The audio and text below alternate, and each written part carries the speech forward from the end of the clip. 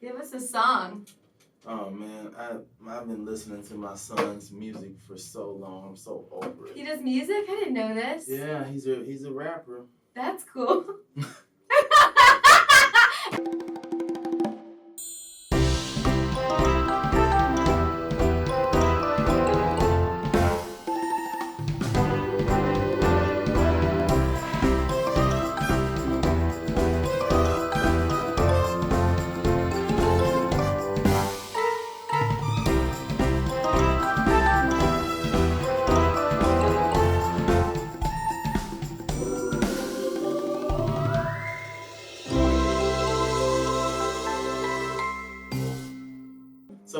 So my son, I feel like you have to have a certain life to really be a good rapper to me. Okay. Like, he knows both his parents. He's never had to struggle. Mm-hmm. And so it's like, when I hear his music and he's so very like, I put a blinky to your forehead. What, Malcolm? He's so trigger happy. And I was like, after you, let's say you do this, Malcolm, this blinky to this person's forehead. It's blinky! Then what? Yeah. What's your plan? And then I cried. Yeah, I cried. And I said, what I do? And I'm just, now I guess there's some rappers, because I always had this thought in my head, like, what is it about drug dealing and doing like gangster shit that makes you this better artist? I don't know. You're really just a poet. Yeah, you are just a poet. That's so funny. We just rewatched 8 Mile, and I was like, this is a musical. Yeah. This is a musical. Why isn't this labeled as a musical? Why is this not labeled as a musical? But that's for real. Yeah. It's High School Musical. It just happens to have musical at the end, so we know there's a musical. 8 Mile has songs throughout the entire thing. And it does like the pause before it too, where they're like getting ready to go into the song. And I was just like, it's only like every time you rewatch a movie, you'll just see something different about it. And I was like, mind blown. Yeah. So when I think of some of these rappers, they just lucked up to learn how to rhyme and put the right analogies together better than the other killers and drug dealers. There's some people that's done way worse, but they just can't rap. Yeah, and you think about it, they're like, the good ones are nerdy because they're really well-written poets. Drake like you is said. a nerd. Drake is such a nerd. Such a nerd. Just his music and just, like, he's a great artist. But just his life and his lifestyle, Degrassi. I know, in the wheelchair. He was a wheelchair. Okay, I think like so many people don't know that.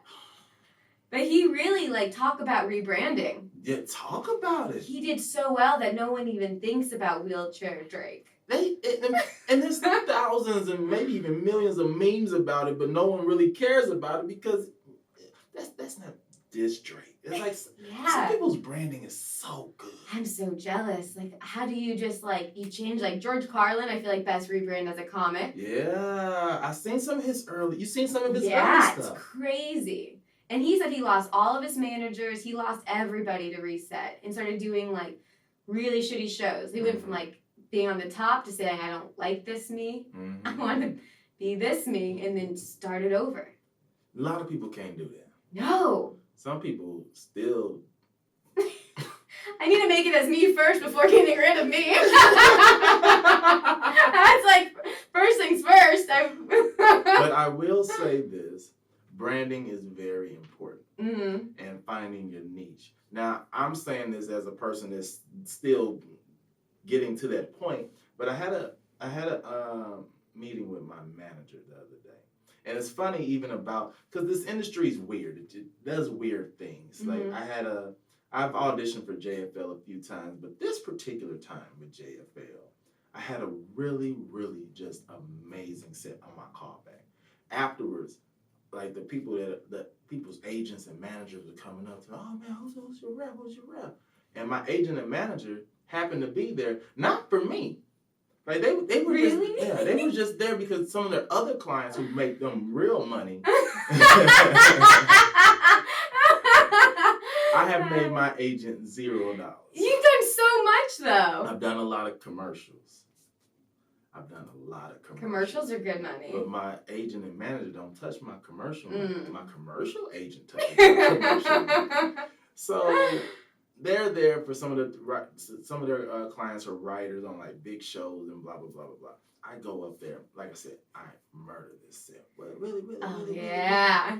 So I feel like I'm a shoo-in. And my agent says, hey, let's have a lunch. Let's figure out what we can do. Now I haven't really talked to him. I've talked to my agent a few times. Like she's super cool. And but I've been with her 2 years, but I've never met her in person. Really? Never met her in person. I know like agents are allowed to be more MIA, but 2 years never meeting them? 2 years. Wow. And so she's like, oh, the pandemic is not. Let's have a meeting because she saw all the people like, great. Hey, who's working with you? Are you? And so I'm like, all right, let's link up.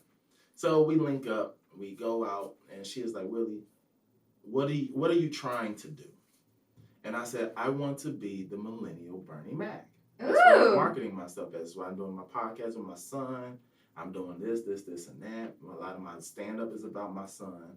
And because this is just on just a cultural and whatever type of experience. So back in the day, there's the stereotype that black fathers aren't in their kids' lives. So they look up to TV fathers. It used to be Bill Cosby. He was the ideal, I got my family and, like, dang, that's dope. Then Bill Cosby did what Bill Cosby did. He got caught. Yes. He's been doing it. Yeah, he got caught. Then it's like Uncle Phil from Fresh Prince. He passed away. Then people started looking up to Will Smith. Like, we've all known Will Smith had a weird dynamic with his wife. And the kids are kind of like, you side-eye the kids a lot. It's like, what's happening over in this compound of the Smith facility? But Will Smith was so cool, a person that has great branding. Oh, yeah. Great PR team, blah, blah, blah. Then Will Smith slaps Chris Rock. Slaps the dog shit. And we're all like, oh, this is a joke. No one believed that. I was Googling, is this real? Everyone was. Everyone was. The slap heard around the world.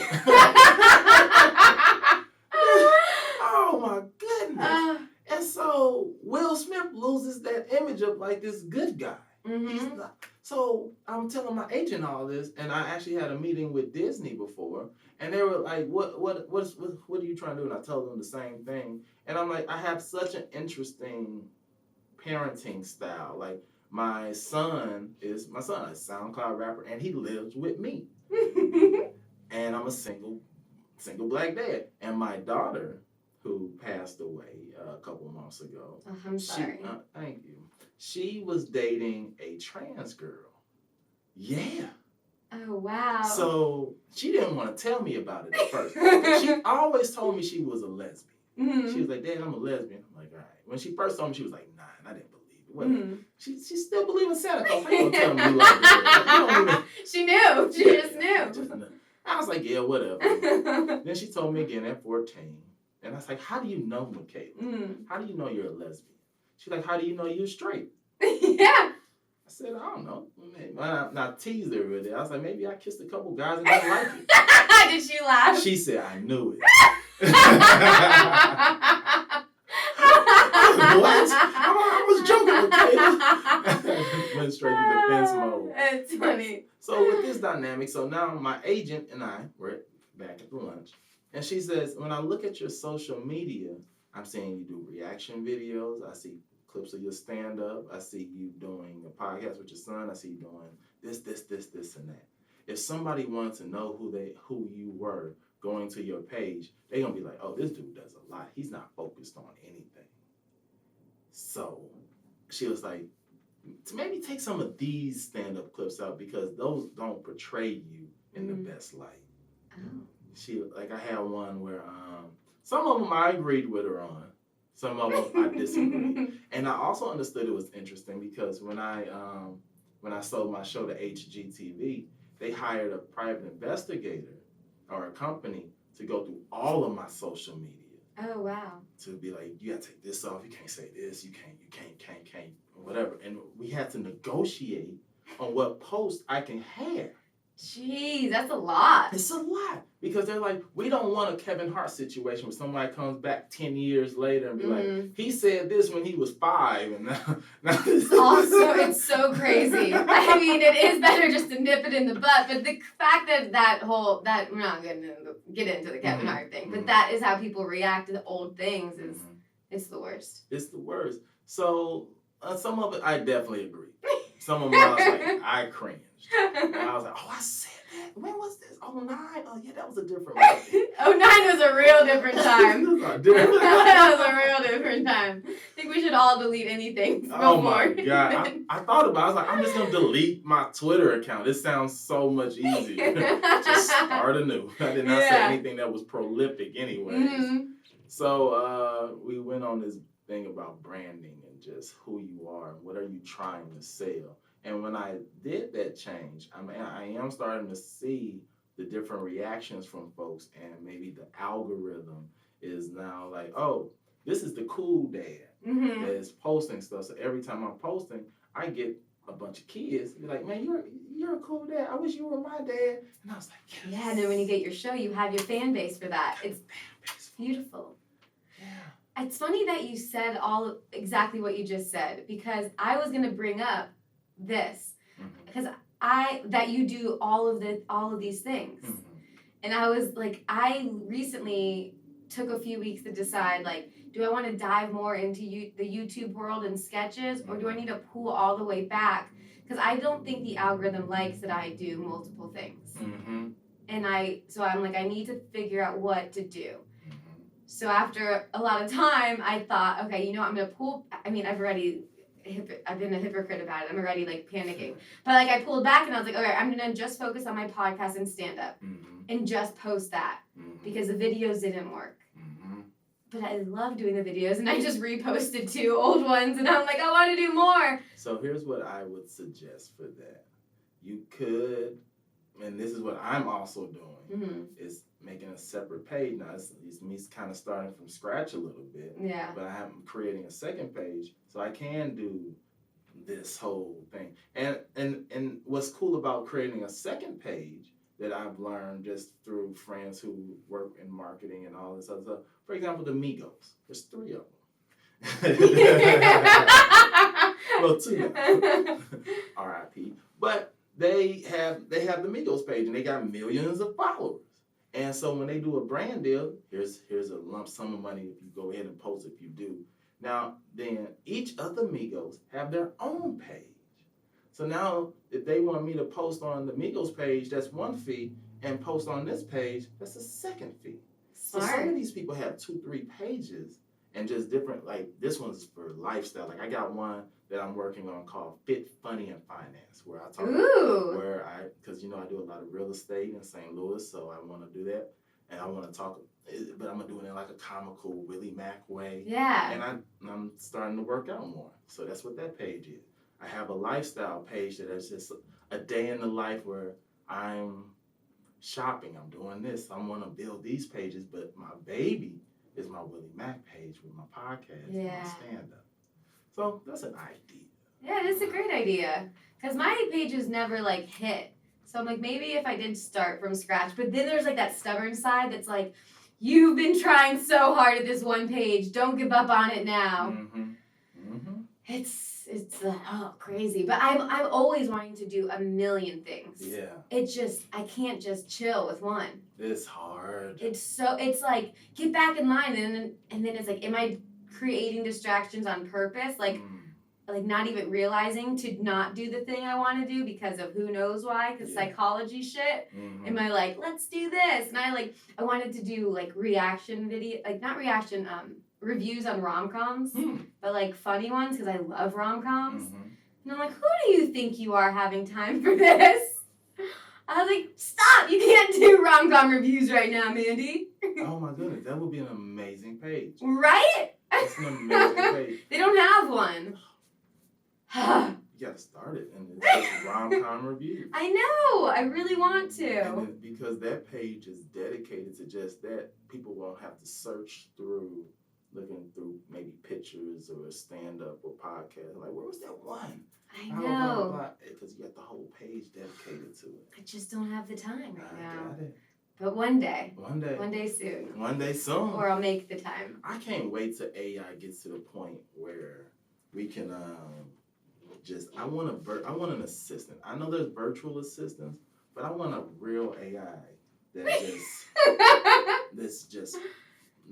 reads my text messages kind of like, Willie, you don't forget because blah, blah, blah, blah, blah, blah, blah. I want an assistant. I can't wait. I would love that. And I would go for that. I already did the Autopod, the AI generator for podcast editing.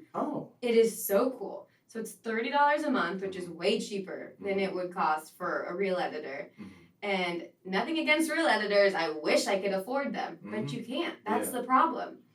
And so you put in the camera. So I'll put in, like, when we edit this one, put our wide shot, the zoom in on you, zoom in on me, and the 2 audio tracks. And then you just sync it all, click this button, and in less than 5 minutes, it does the tight shot, the wide shot of the entire episode. What? It is the coolest thing. It's crazy. I gotta get that. It's amazing. And I'm an editor. I don't have the time. That particular thing takes like 2 hours for an hour episode. But they're like, it's not to take editors' jobs. Mm-hmm. It's to assist the editor. So they do that part while they're able to now do more fun things to it. Because that's just a technical, like, boom, boom, boom, boom, boom. Have you ever tried to do any of the AI jokes? Oh, like on ChatGPT? Yeah, I did it just curiosity. Yeah. Because I really wasn't hip to a lot of this AI stuff until that writer's strike. Because I was like, what are y'all talking about? These AIs are writing scripts. They are. I'm like, what? Yeah. And I went on there and I was like, write me a scene about that. I did it too! And I said, oh, well, okay. It definitely needs a lot of work. Needs work. It's just good bones. Exactly. Matt and I messed around with it one night and we're like, wow, it comes up with really great, like, episode ideas. Mm-hmm. Like, we did a TV show.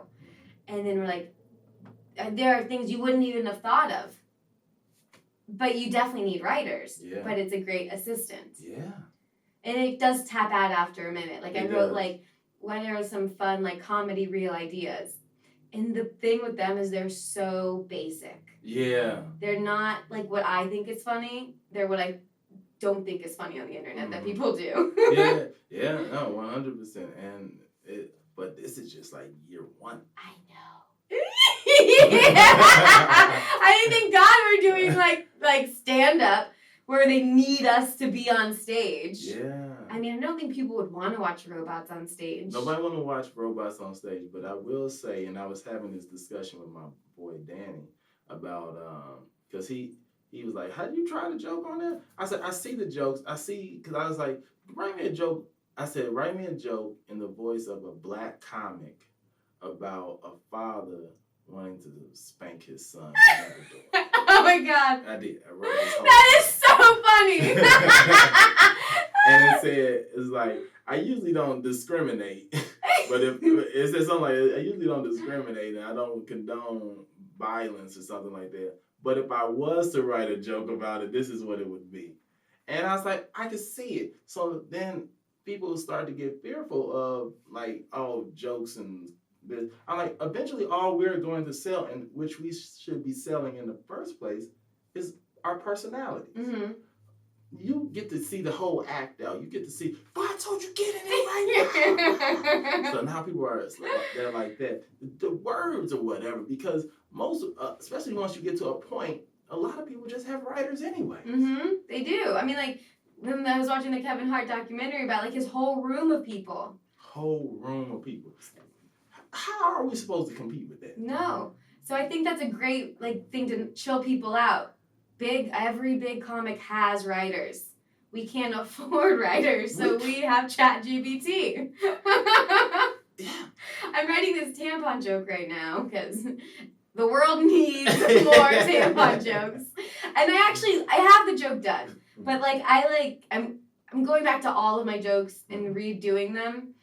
So they're all just too short. I want to expand on them. So I go sometimes with my jokes. I like a research paper. So I went into ChatGPT and I was like, why aren't tampons flushable? And it just gives me, instead of going through all of Google to find all of these dumb articles, I just searched exactly what I want, found out that everything. Yeah. Right away. And learned exactly why tampons are not flushable. Yeah. And things I wouldn't have even known. And I learned about space. This was the craziest thing. So the first lady went to space recently, or when she went, pretty recently. They didn't know what to do with her tampons. They were so clueless that they said, so you're going to space for a week, is 100 tampons enough? 100 tampons. You need maybe 3 tampons a day. They asked if she needs 100 tampons. And then they did tests where they smelled the tampons to see if they should do unscented or scented tampons in space. And then the craziest thing, these nerds did not know anything about the female body. They tied her tampon strings, the ends together. So she probably went to go use a tampon and just had tampons tied together. First, why did you open them? Don't touch her tampons. That's so disgusting. Unsanitary. Yeah. What the hell? That's so weird. Whose job was it to tie them together? And then I'm thinking you had to go through levels of people to be like. Levels. And not one said, don't do that. What the fuck is wrong with that? That's like when there's smart people that are too smart that they are just so not smart in regular, common sense type of things.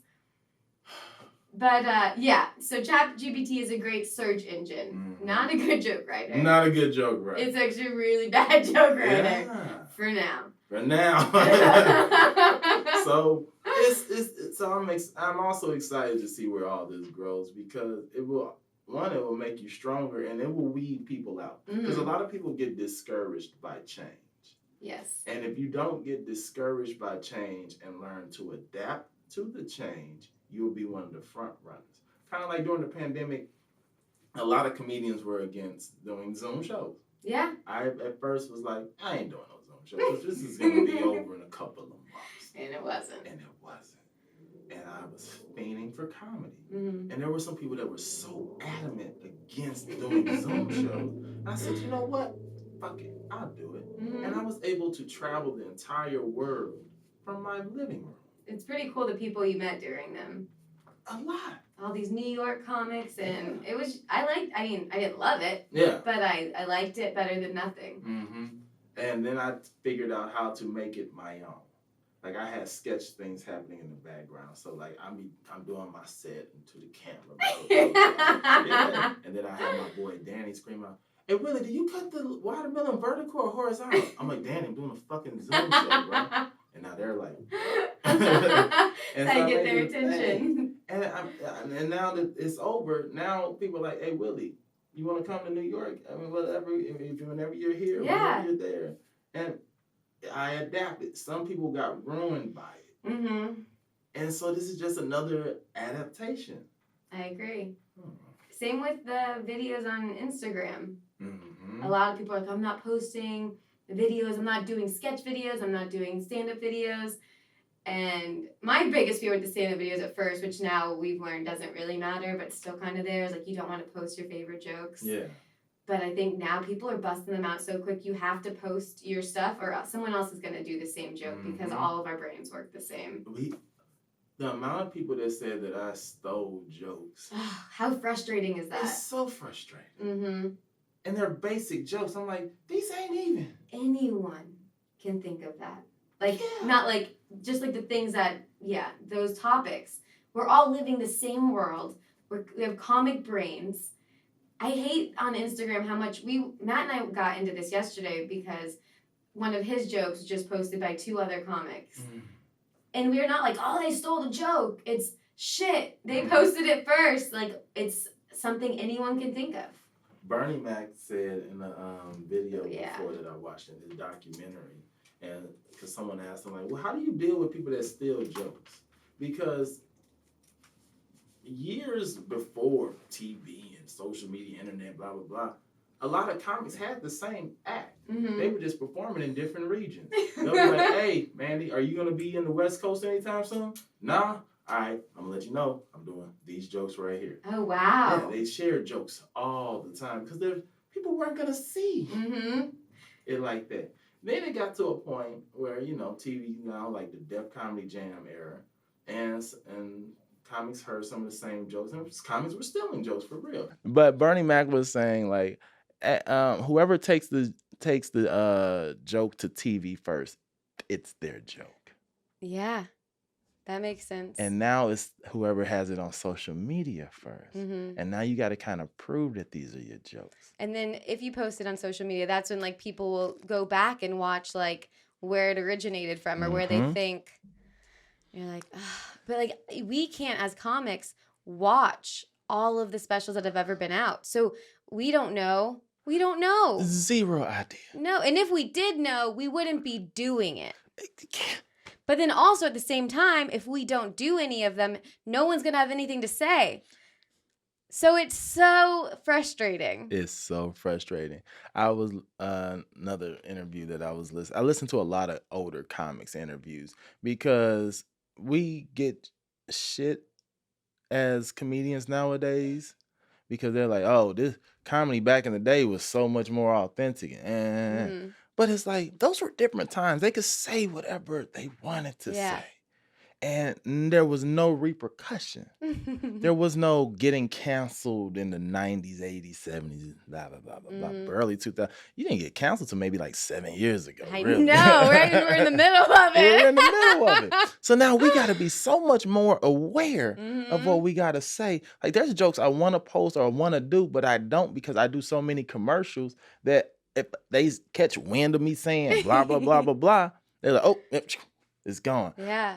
I had the LGBTQ community pissed at me one time. Really? Because I talked about my daughter. Now, I was saying, I don't get it. I don't get me this and it was like a whole conversation about this. Because when she was like, because the way she introduced her girlfriend to me, well, she's like, Dad, I got a girlfriend. I'm like, oh, cool. Whatever. I'm here. I'm super supportive because she was nervous to really tell me about it at first, or even just when she fully came out. At first, she was just like, I don't like boys. I like girls. I'm like, all right, Michaela. And she's like, I think I'm gay. I was like, okay, Michaela. But then it got to like, nah, Dad, I do. And she was like, I want to tell you this. And like, she was nervous. And I said, why are you so nervous? She's like, I don't want you mad at me. I don't want you to. I was like, I don't give a damn. I'm like, what year do you think this is, Michaela? I'm like, even if it was those, I don't care. If anything, I'm excited that you're a lesbian because you're not going to come with no babies to me. I ain't got to ever worry about this. And then Malcolm, my son, says to me, he's like, Dad, don't be too sure. I say, what? He's like, her girlfriend ain't a girl. And I was like, Malcolm, leave her alone. Because I thought he was just making fun that she looks masculine or something. Because she's always wanted a masculine. She was like, I want a girlfriend that can help me throw hay. Dead ass. She said she wants a farm and she wants this female. So I was like, Malcolm, leave her alone. Yeah, he's picking on her. And so he's like, nah, Dad, she's not a she. And Michaela, yes, she is. I'm like, what's going on? And I had to remember how to talk to Michaela. I was like, okay, Michaela, what was she born as? Okay. What does her birth certificate say? She's like, if you must know, it says male, but she identifies as. And I was like, oh, okay. My daughter dates a trans girl. Interesting. And here's the part that kind of made me be like, what the fuck? She had a pregnancy scare. Oh, no. Because she hasn't gone through the surgery because she's 17. They're 17. Yeah, that's an expensive, giant procedure. And her parents are not okay with her being trans or gay or any of that. So my son's mom, or their mom, let her move into their house. So my daughter and her girlfriend were sharing a room, and they got intimate. And she came in my daughter, and we had to get pregnancy tests. And I was like, boom. Yeah, you would not have. That is not what you thought when they first started dating. The one thing you didn't have to worry about. That's so funny. That's so fucked. So this is what I now talk about, and they're like, "You got to be more." I'm like, y'all got to understand. I'm still learning all of this, and there's still more being added to. Mm-hmm. Like, gay to me when I was her age was homework. Homework was gay. You would call your friends gay for just look. Yeah, that was gay. Mm-hmm. But now it's like, if I say that, now it's like, oh, that's messy. You shouldn't. I heard it's the equivalent to the N-word. I said, really? Whoa. We've gone that far. Anyways, so now these are stories that I am now taking to stage. Now, if I ever hear these stories, now those are stolen. Oh, yeah. Very much so. That's why jokes like from real life moments like that are the best. They're yours. You don't have to worry. And that's why you should say jokes like that. And because there are people that could relate to that need to hear stuff like that as well. Exactly.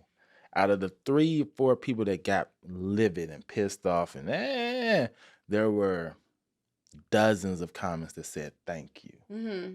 Thank you for supporting your daughter. Thank you for... I've had people come to me at my shows because they seen my videos that I've posted about her.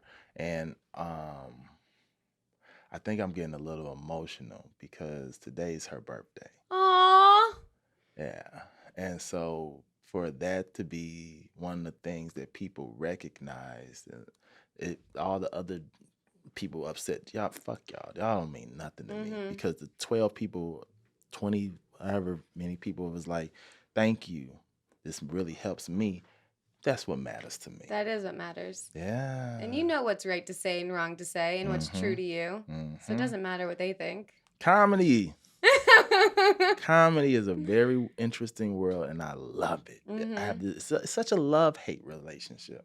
Like we was talking earlier about just touring. Like I want to tour more, but the money on the road is different. Yeah. Because you never know ticket sales. Ticket sales is the most fucked up thing to do with comedy clubs. They were like, you get 70% after $1,500 and blah, blah, blah. Then you see it, the breakdown, it'd be like, out of the 200 people that was here, 160 were comps. Like 160 were comps. I think that, and you hear, like, when you're new to comedy, you hear big comics talking about how clubs screw you over and they have to count exactly who's in the room to see, but now there's like the comp, and you're like, really?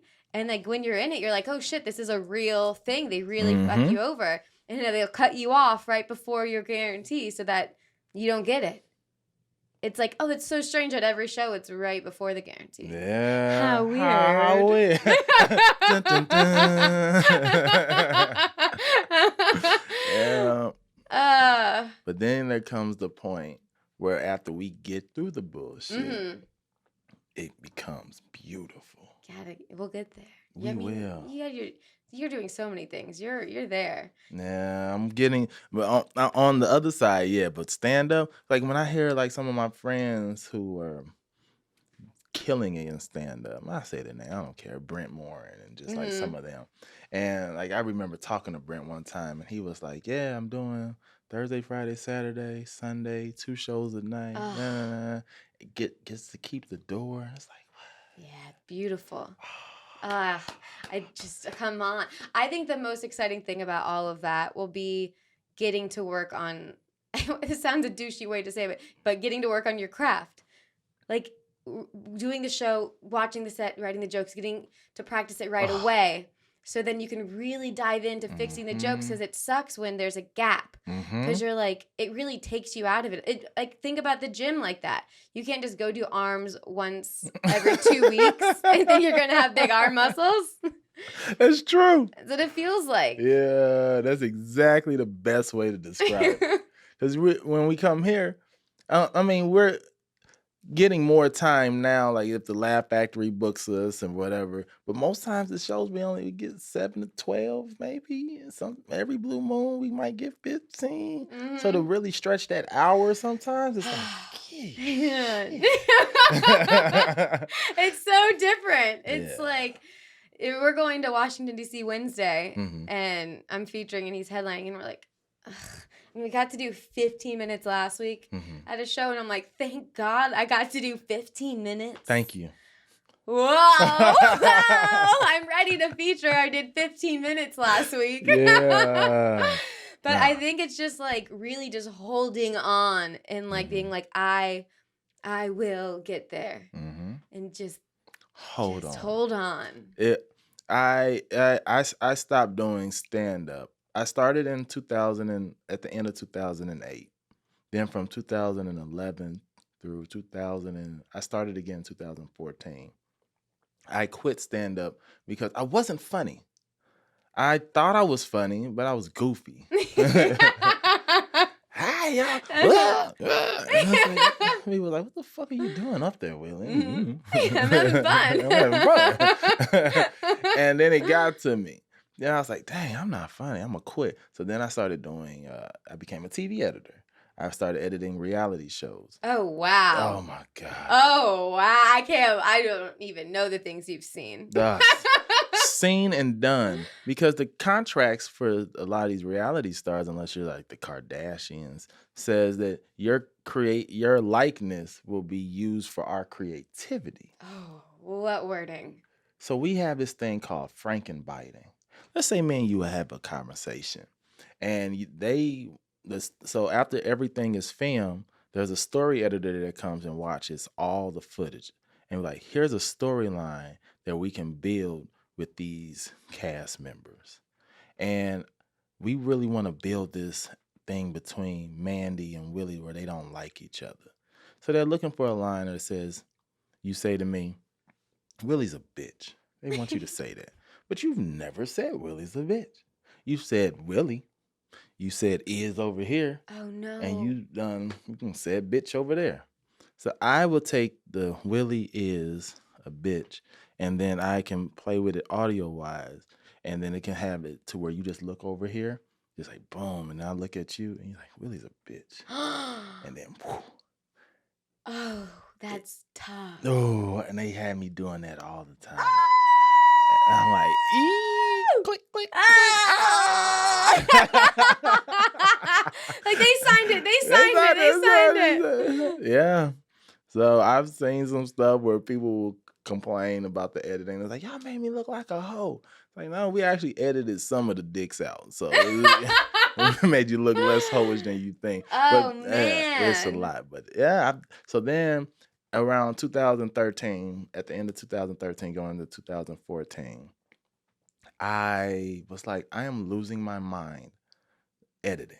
I'm sitting in front of a desk 14, 16 hours a day, and I'm losing it. And I'm starting to see my friends who I started with blow up. Gerard Carmichael gets the show. Brent, Rick Glassman, the people, Audrey, and I'm like, what the hell did I do wrong? And then I started looking at my stand-up, and I said, I wasn't authentic. All right, so let me find some of my stories. And that's when I started developing my son material. My baby mama's a lesbian. And then I just delved into that, and I just started talking about the stuff that's close to me. And then it became real maybe around 2 years ago, really. Oh, wow. Where I was like, you know what?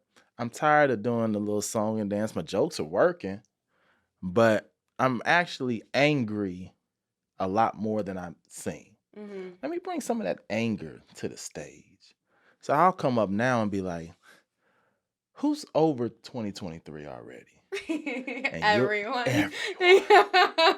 We're 4, 5, 6 now months in, and we're already over it.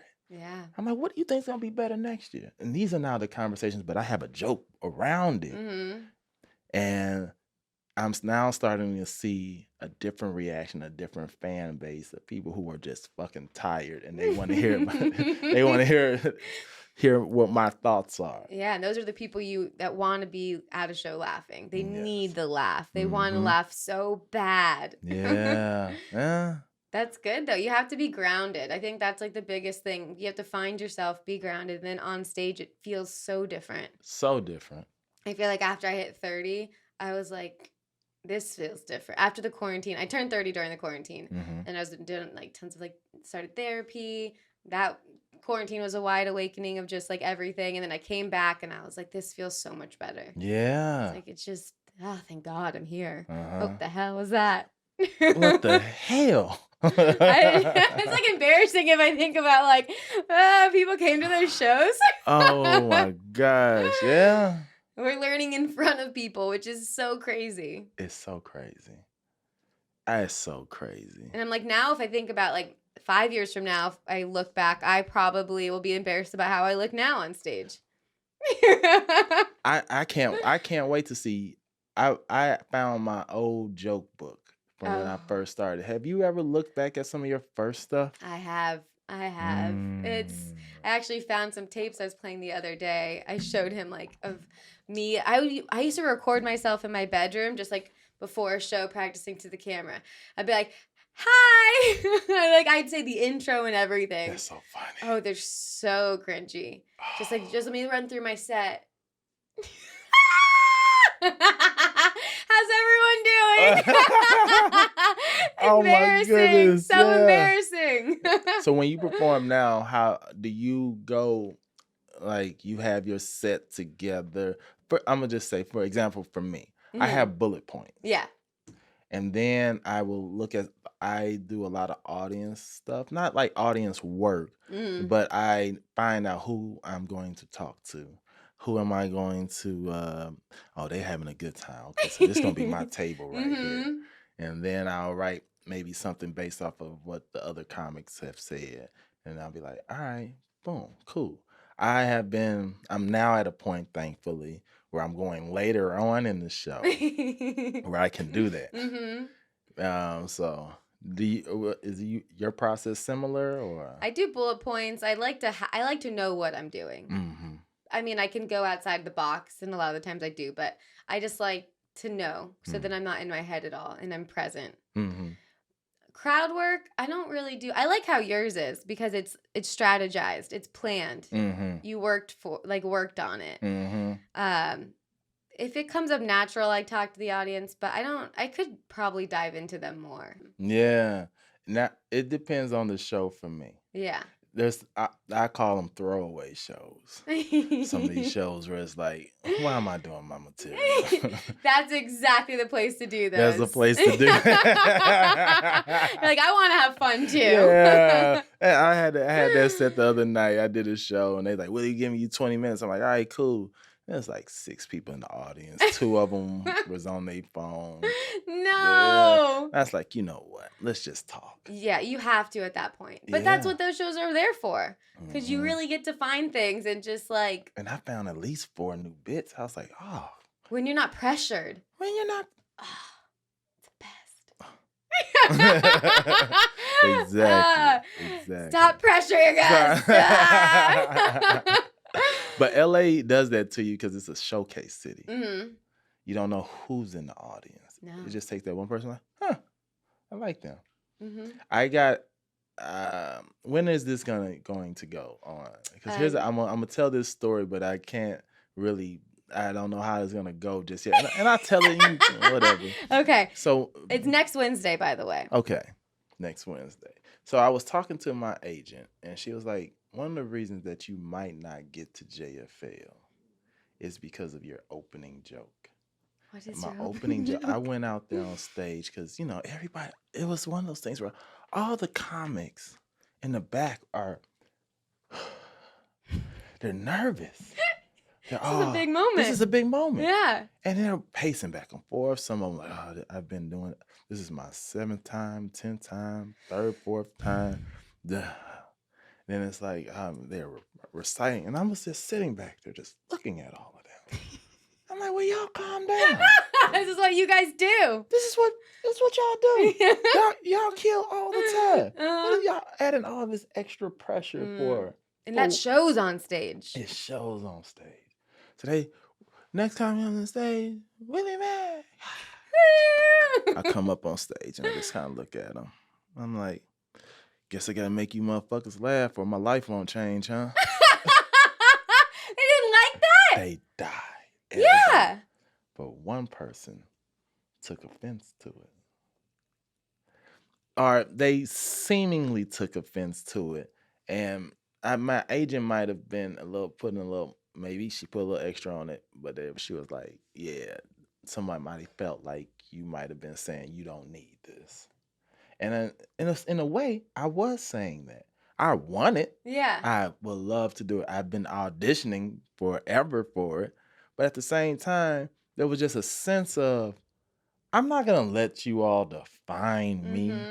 You know how hard you know what the fuck I've been doing to get to this point? How many cars I slept in, how many road trips I've lost gas on, I've lost money, I cried in my car, and this one moment, you gonna tell me this is my defining moment? If y'all don't shut the whole fuck up, and that's the energy that I gave. I love that. Yeah. That's good energy for that. Yeah. That's the perfect energy for that. No one wants someone who needs this. Yeah. And so so she's like, yeah, that felt like you didn't need it. I was like, it's not that I'm saying F this. It's more like, y'all not gonna control. Y'all have zero idea how often I cry and how I'm writing. I wake up 2 a.m. thinking of a joke. I'm like, don't write. Come on, man. Just let me sleep. I just want to sleep. Why am I thinking of jokes? And you have to write it or it's gone. It's gone. I feel like I've lost Netflix specials. The funniest thing is when I'm in bed thinking of stuff, I do perfect setups. Like I write these it's not just like bullets. I'm writing setups. And then they're gone. Then it's... Have you ever you try to repeat it and get to your phone, you get to the notes, and then by the time what the fuck was that joke? You have to voice record it. Because and then I'm like, when it comes to the writing, it does. I'm trying to have to pee. Can you give them a commercial? Yeah. I'll talk to the people. She will be right back.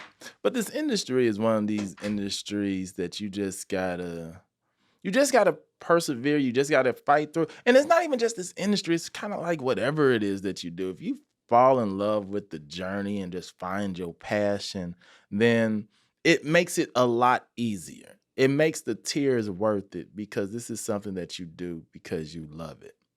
Like I grew up in St. Louis, and my dad is conservative. He's very traditional. So when I told him I wanted to do comedy, he was like, "What? No." Because in St. Louis, we're taught go to school, go to college, get married, have a family, and get a job, and you retire. Like that's it. So I've always been class clown. I always been one of those people that just acted up in class, but it wasn't like an act up in class. It was more just goofy. Like I remember in second grade where I used to act like my hand was alive. Like I would just be sitting here and then my hand would walk across the desk. I'm telling the people the story of how I've always knew that I was gonna be in this world, but I didn't know about it because I grew up St. Louis, traditional. I'm a preacher's kid, and instead of my dad recognizing my talent and whatever, cultivating my creativity, it was like, you need to quit acting up because you got to go to college, get a job, start a family, and retire. That's the Midwest Bible Belt. Yeah. And so I was saying just now when you walked in, I always knew I knew I was different, but we didn't call it ADHD. We didn't call it creativity. It was just something's wrong with this boy. Yeah. But sit your ass down. And I'm I'm trying. But I remember in second grade, I used to act like my hand was alive. It'd be on the desk and I'd be like, you know what happened last time? You know what happened last time. Now the kids are The teacher's like, this kid's gonna be a star. Go principal's office. Call my dad. Dad picks me up. Teacher said you act like your hand was alive. What were you doing? I was just. He said, "What the hell is wrong with you?" I'm like, "I don't know." That's the funniest thing to get in trouble for. You act like your hand was.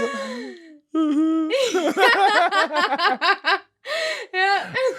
So yeah, and that's all I was saying while you was gone. Just like that, just had these. Like I've always just been like this, and now it's about falling in love with the journey of it. Even though you may cry, you may scream, but it makes the tears worth it. Versus like, what am I doing? Nah, fuck this. It's more like oh, this sucks, but I know I'm gonna get through it, and it's gonna be so worth it. I'm gonna look back at this day and be like, yeah, I already wrote my Emmy speech.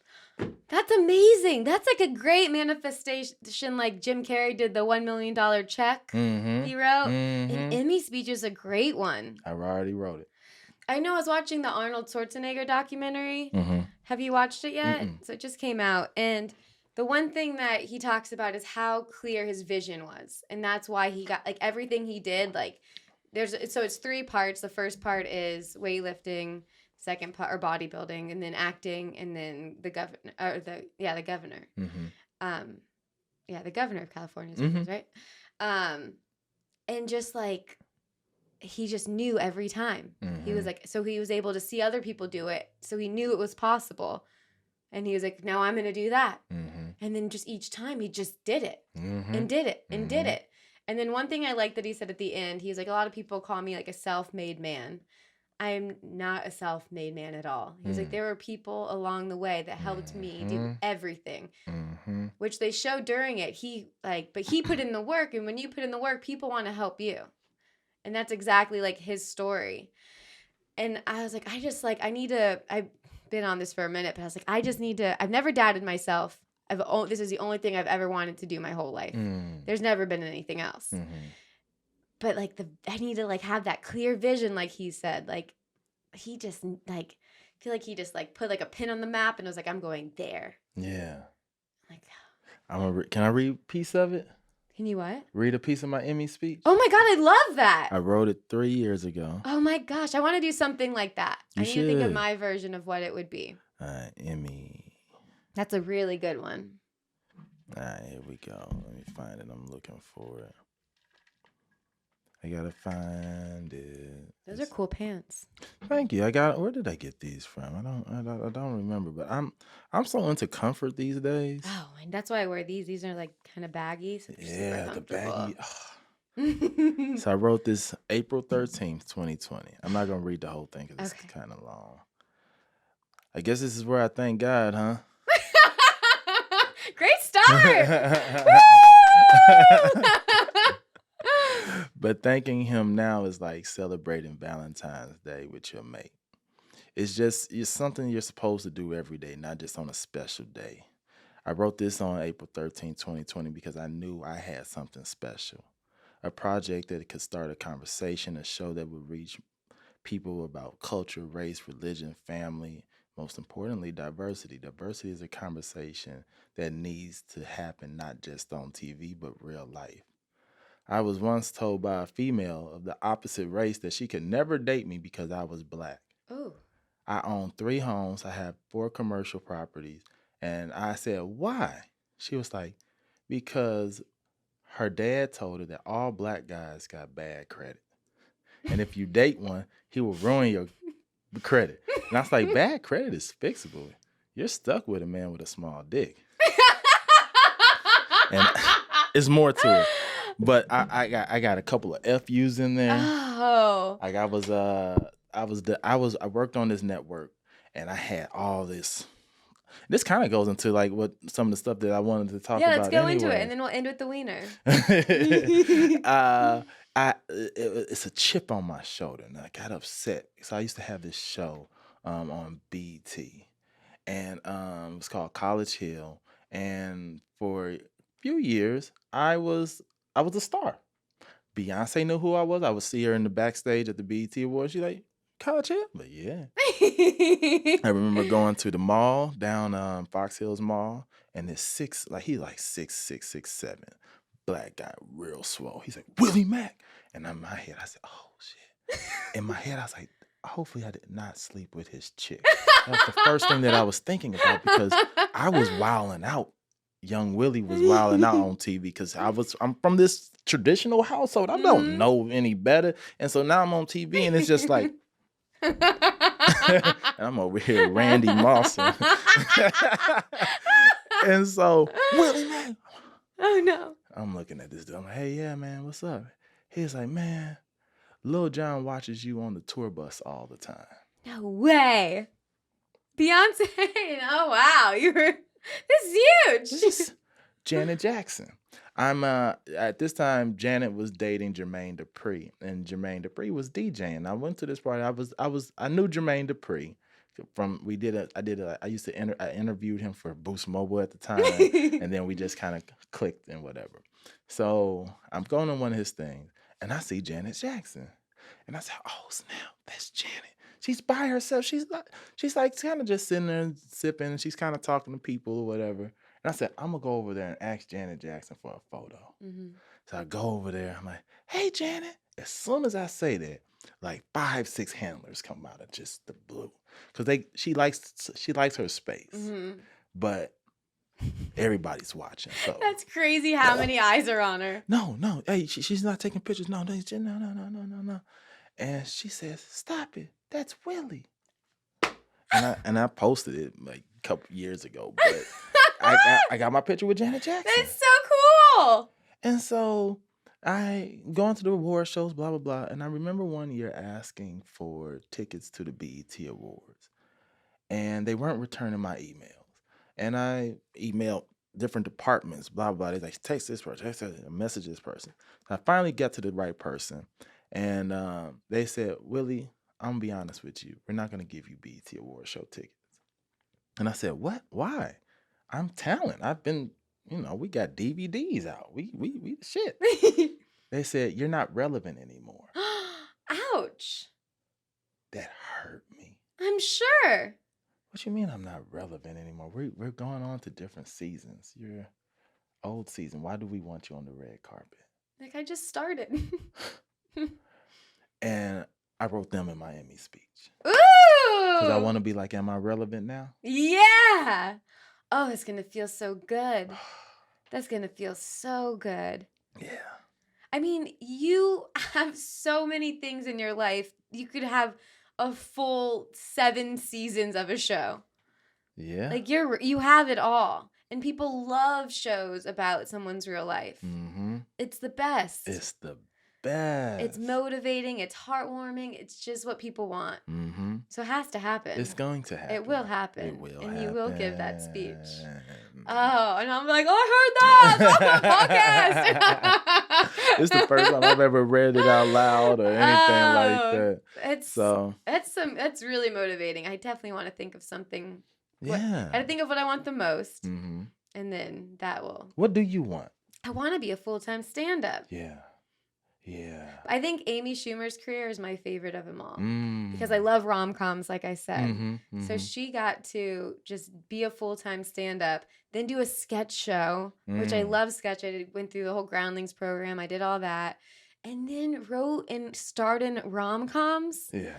Come on. Like that is, I guess, you know what? Arnold Schwarzenegger pinned his people. It could be Amy. Mm-hmm. Boom. We figured out a huge step in my process right now. So, okay, maybe my speech. Okay, this will be it. I love a lot of funny women always host like the Golden Globes or something like that. Like Tina Fey, Amy Poehler, Amy Schumer. They all host, or they host the Emmy, or they host the shows. Mm-hmm. Be fun to host a show. Mm-hmm. And they get that really funny speech in the beginning. Oh.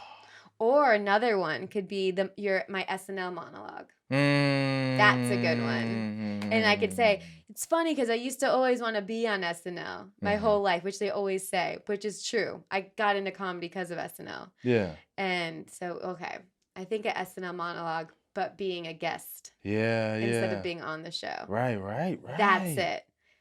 Wow. Do it. I got a lot to manifest Pre-write and vision. Pre-write it. No chat GTP. How messed up would that be? the universe would be like, yeah, you're not getting this. That would be so unauthentic. It would hurt. I would like to thank God, but I'm gonna thank ChatGPT instead for writing it. That's so funny. Damn. I'm excited though. Okay, wait. So we talked about a lot of life moments that you've made into jokes. Were there any other ones that you could think of, or do you want to get into the wiener? Life moments that I've made into jokes. So, like I said, I'm very vulnerable on stage. Now, there's one that I haven't really started, but I kind of started. I did it like a few times, but I'm not fully comfortable in my skin to do it the right way. Okay. So I wear dentures right here. My bottom row of teeth fake. And as a young, sexy guy, I've always been nervous to date because of it. I'm like, I don't know how to introduce this. There's so much worse things than that. You shouldn't overthink it. But yeah, that's a hard thing to bring up. Yeah. Or just bring it up. I don't know. Well, no. I plan on it, but but it was always this is Hollywood. Hollywood is so visual, so you gotta be perfect. Where's your muscles? Really is. It really is. Yeah. Like craziness. So I had to borrow money because this happened from my cousin. My cousin had a really bad trip session on some drugs, and I was taking care of my cousin. He was living with me, and he just tripped out and just sucker punched me just one time. Wow. Spit my teeth out. And this was in 2011. Oh my and I was God. already I got the denial from the BT Awards. It's the same year? I think the BT thing was like the year before. Maybe. It might have been that year.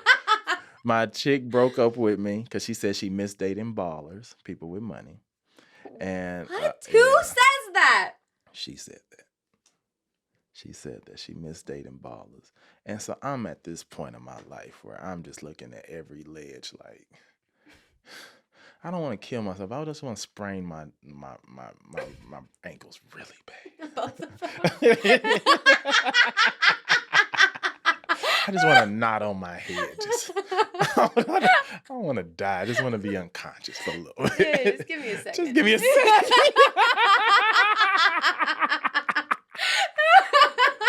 I'm just picturing you with two sprained ankles. They're not even broken. I should say a sprain is worse. Oh my God, the sprain might be worse. Someone just scooped me up off the ground. What the fuck were you doing, Willie? So all this, and then he literally knocks your teeth out. So I got part of the reason I got into the next relationship because this chick was like, I'll pay for it. So I felt obligated to be with her. What a story. Keep going. What? Yeah. No way. So you had nothing in. I had nothing. Thank God it's the bottom teeth. Yeah, no. That's good. A lot better than the top. That's true. But it's also, when it's your bottom teeth and it's missing and you're talking, people like... Because does your tongue just like go through? So it'll look like this. So it's hard to notice, but some people, it is noticeable. It is noticeable. Especially by So I try not to laugh. It doesn't change your voice as much as I thought it would. No, it doesn't. And I learned how to talk a little bit with my mouth closed like this, a little bit more like 50 Cent and Kanye doing Through the Wire. Tell him, man. Oh yeah, he had his whole surgery. Yeah. So I end up getting the money, and I'm dating this chick, and I remember talking to Rick Glassman, and I'm telling him about this story. Rick Glassman was one of my best friends, and he said, "Why don't you talk about it on stage?" I said, "Hell no." You have to talk about this on stage. And I was like, "What?" He's like, "Trust me." He's like, "Here's what I want you to do." I've never done it. I will do it now because I'm a little bit, even though I'm shitting myself to even think about doing it, but I'm also like, fuck it. Why not? He said, go up on stage one time. And he's like, you go up there, Willie Macc. He said, go up there, put a glass of water up on stage, open up one of those dental cleaners, throw it in there, and people like, what? And take them out and put them in. And then go to the mic and be like, blah, blah, blah, blah, blah, blah. That's the most Rick Glassman joke It's the ever. most Rick Glass. And so that's one of the things that I wanted to talk about, but I just, like I said, I touched on it. I said, but I'm like, but I've never dove into it. Yeah. So that's one of those jokes and something that I'm embarrassed by, that I want to do and take to a stage, and one of those stories that I'm like, about. Yeah, that's a perfect one. And that's like, we have to think about, like, so every time I bring it up, I'm embarrassed, but because I'm sick of talking about it. But last year I lost my left eyebrow. It just all fell off. So it sucked. It was awful. Yeah.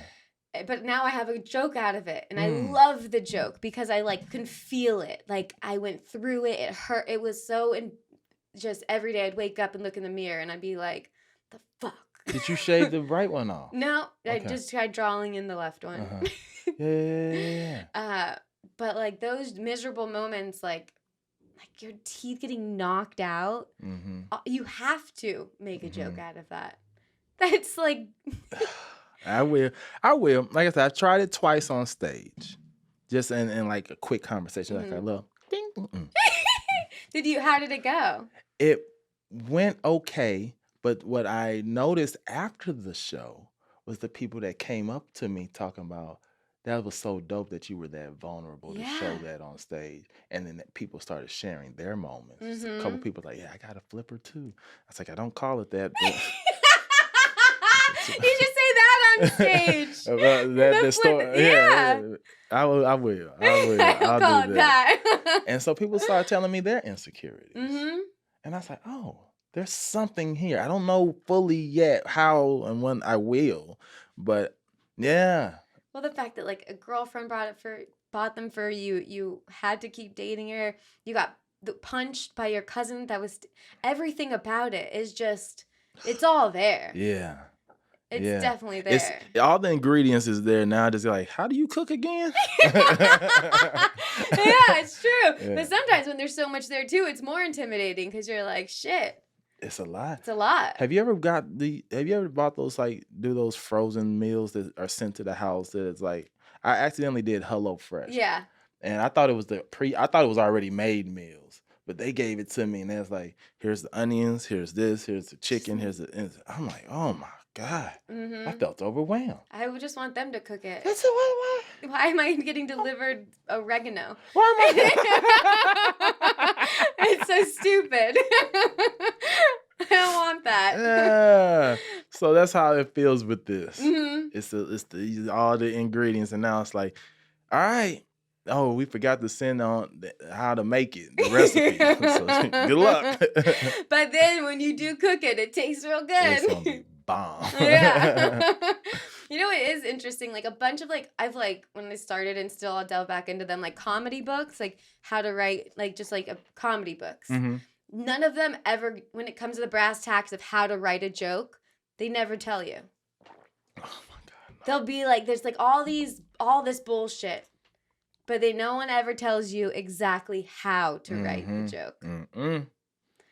Just gotta get in there. The closest that I've seen in a comedy book, I gotta find it now, but I'll send it to you. But it's called like the 8 something of comedy. Okay. That I read recently. Well, I didn't read it. It's an audiobook. I love Audible. Oh my God. I listen to books all the time. All the time. Yeah, you'll have to send me that book. All right, I'll make sure to do that. Sometimes, like I've been doing comedy for 10 years, and I'll be like, I don't know what I'm doing. What am I doing? Yeah. So then I'll open these books just to get out of my head. But then I'm like, none of them. Yeah. I have a bunch of comedy books of this, the Judy Carter. Yeah, Judy Carter, the Bibles. Then, they're all right, thank you. Yeah. But then, like you're saying, it's like, how? This is what I want to talk about. How do we make this funny? Every time I finish a joke, I'm like, how did I do that? Yeah. I applaud myself sometimes. I'm like, oh. Yeah. You magically wrote another joke. I did it. Can't wait for the next 6 months to write one more. That's why I'm like, I need to get. Oh God, the struggle. But then we have our Thursday, Saturday, 2 Saturday. Well, it'll be like 1 Thursday, 2 Friday, 2 Saturday, 1 Sunday weekends. Yeah. All the jokes. Oh. You can write so much. I can't wait. I can't wait for those days. Yes. So what was your wiener? I'm dying to know. We really teased the wiener. We started off in the beginning. It really makes you all listen to the whole thing. Right? Y'all gonna hear everything I gotta say. And then you get your wiener. All right. Explain to me the wiener. Yeah. So the weekly wiener is a person or thing that bugs you more than it should. Like really grinds your gears. And you're like, this is pissing me off. Like, I'll tell you my wiener. Okay. And then so my wiener is an exact person, but it's become a thing, is how long people are taking in bathroom stalls these days. I swear to God, I think it's because of phones. In public restrooms, I think people are just on their phones. So I went to Chipotle because I'm really classy. And I had to pee so bad. So before I ordered, I was like, let me just go pee. Let's not play this game. Let's not try to hold it. So there's just one stall, which no Chipotle should have one stall. No, should be illegal, highly illegal. So I'm like, that's okay. It said the red thing. So I'm like, you know what the positive is? I don't have to ask for the code because when they come out, I go in, be quick, let's go. I'm sitting there for 10 minutes. Not exaggerating, 10 minutes. I'm dancing. Everyone's looking at me. I'm pee-pee dancing like a crazy person. I have to go so bad. I've watched 2 cycles of people come and go, like, through the line. So I'm like, okay, maybe just get in line, order, make it home. Because this person's not coming out. So as I'm in line, I'm staring down that stall. I'm like, I want to see who the fuck is in there. Like, who is in there? Yeah. Who's doing this? Who's causing me this pain? Yeah. So... I'm now in line, and this girl comes out, like, fully dolled up. She was getting ready in there. So I don't know if it was like an employee or just someone was getting ready in there. And she comes straight out, and because I was staring down that door, we make eye contact instantly. And I don't know what was in me, but it probably didn't even come off this way, but I just stared at her all the way out the door, like, I mean, mugged her. Yeah. Because she deserved that. Yeah, you gave her what she deserved. And then this guy goes in, and I'm like, shit. So I pay, and I'm like, he'll be out soon. And then I'm waiting, and he's taking forever. And I'm like, God damn it, I'm going to piss myself. Yeah. I really thought I was about to pee myself. And I was like, he can't be long, too. He can't be much longer. Yeah. So I finally get in there. The bathroom is the size of this room. It is the biggest bathroom ever. Oh, that's funny. Like, they could have had 4 stalls in there. Funny. What are they doing? I took a picture. I'm going to post it on here. I was like, I couldn't believe how big that bathroom was. Yeah. Causing all of us waiting in this pain just because you needed 1 stall. Yeah. Oh, my God. I hate you. Yeah, so... And then it just keeps happening. So everywhere I go, it just... The people take so long. Yeah. And if you got to poo, that's fine. I mean, you just have that's what's going on. Right, I don't think everyone's pooing. No, everybody's not pooing. I don't think so. No way. No way. I think it's the phones. It's definitely the phones. I've embarrassingly enough I'm at home and I'll use the bathroom, but I forget my phone. I'm sitting on the toilet. I have clenched my cheeks up, stopped mid shit, waddled out. And got my phone and waddled back into. I'm like, now I can shit. Can't shit without my phone. That's so funny. I'm also guilty though. I'm guilty when I used to wait tables. That was my office. That's how I hid from everyone. That's so funny. You just lock yourself in the bathroom and just hope this career won't last long.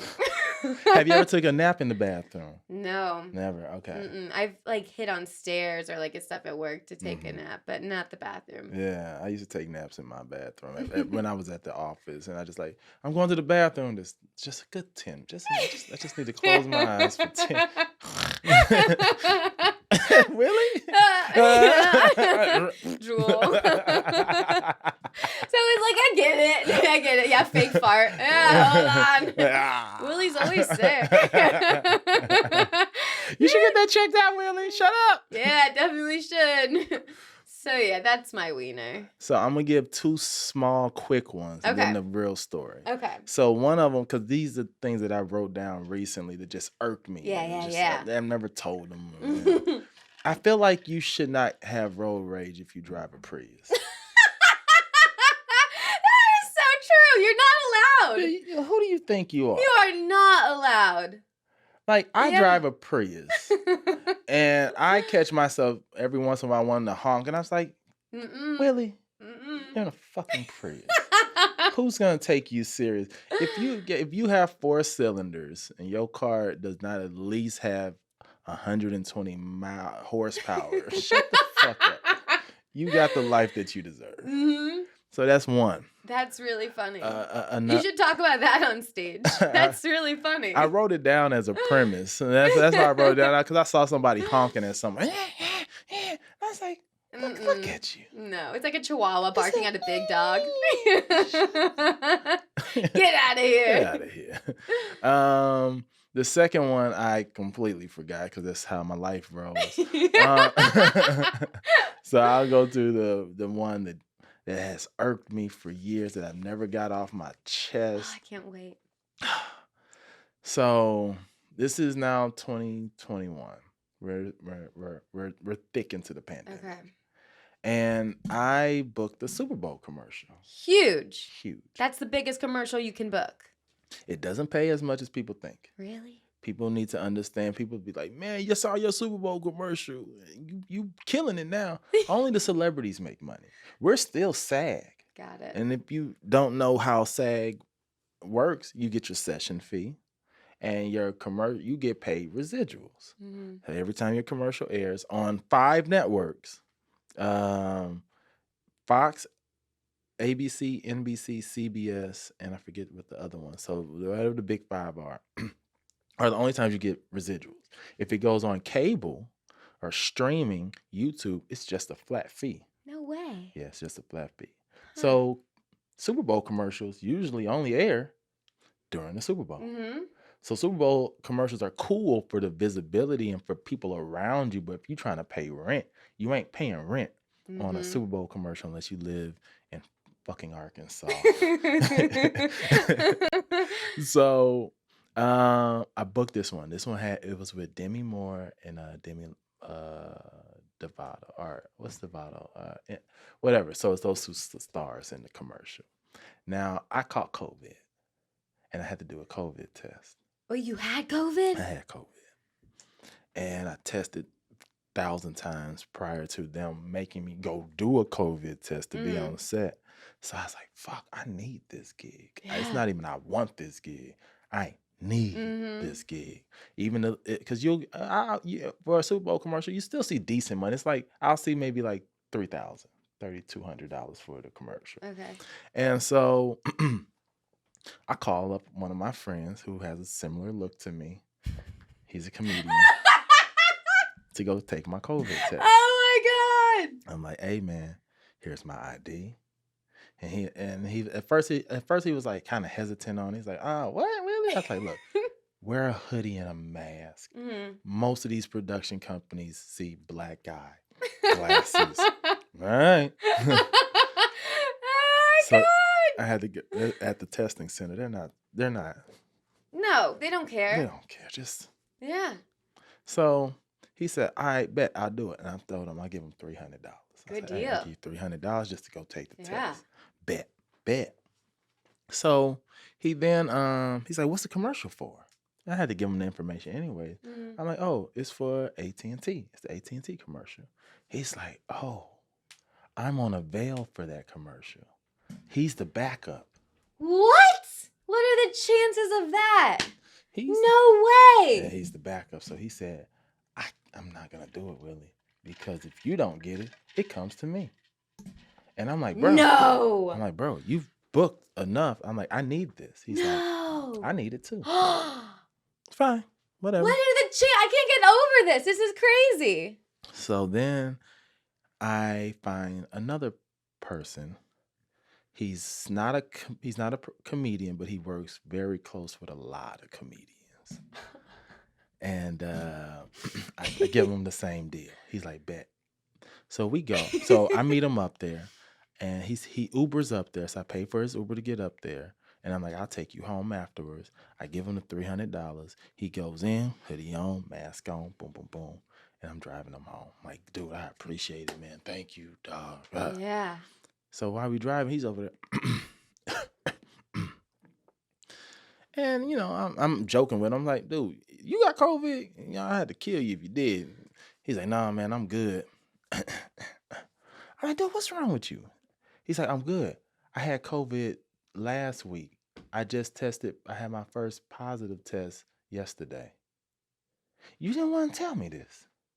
That you. This is crazy. It gets crazier. Let me see if I can find this photo as I'm telling you this, because my friend sent this to me. Because What? I didn't even think about the person you asking even having it.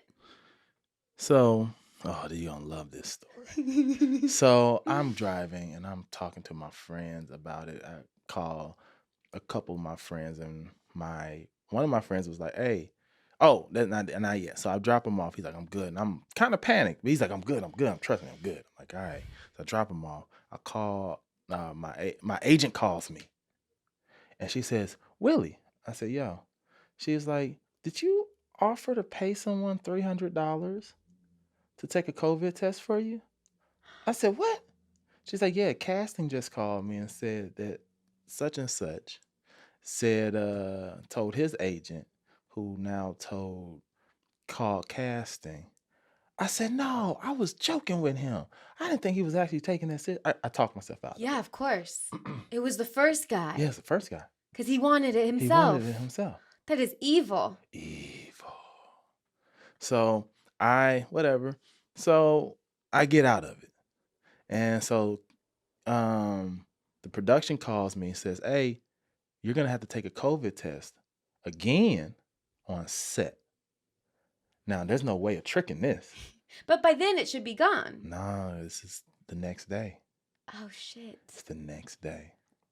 So I'm like, what?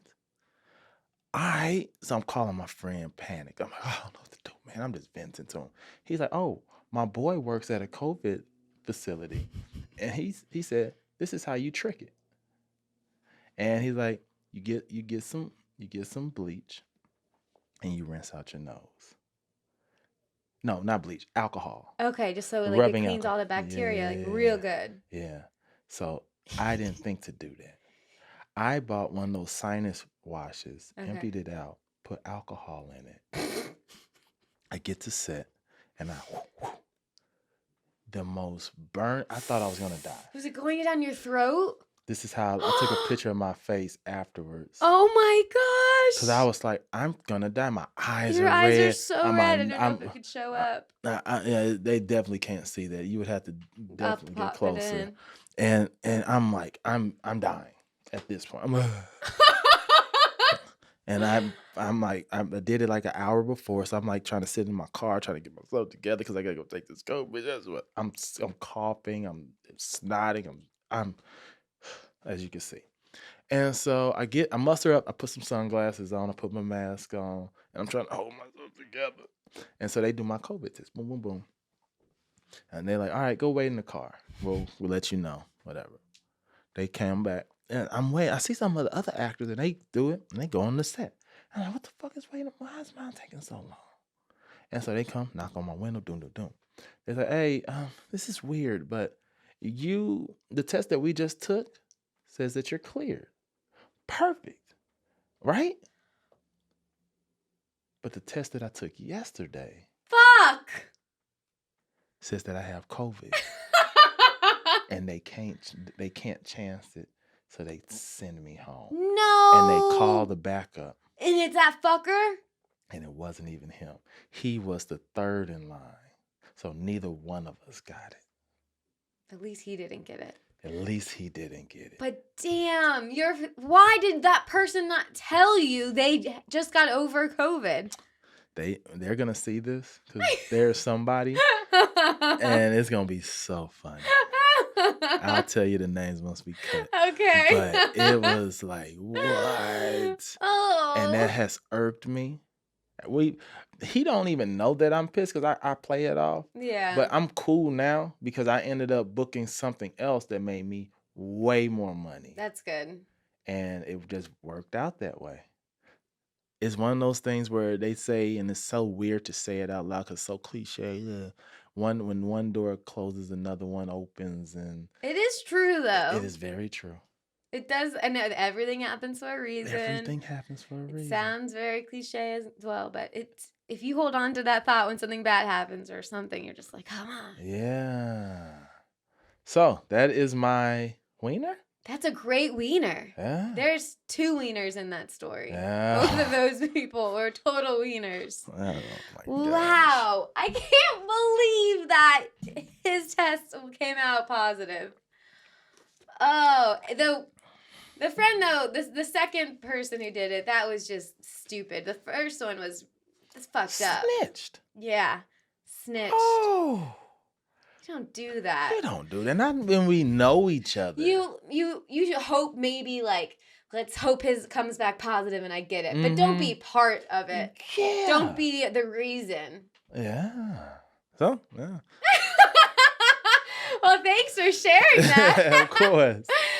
Is there anything you want to plug? Just follow me. I'm going to be on tour later this fall.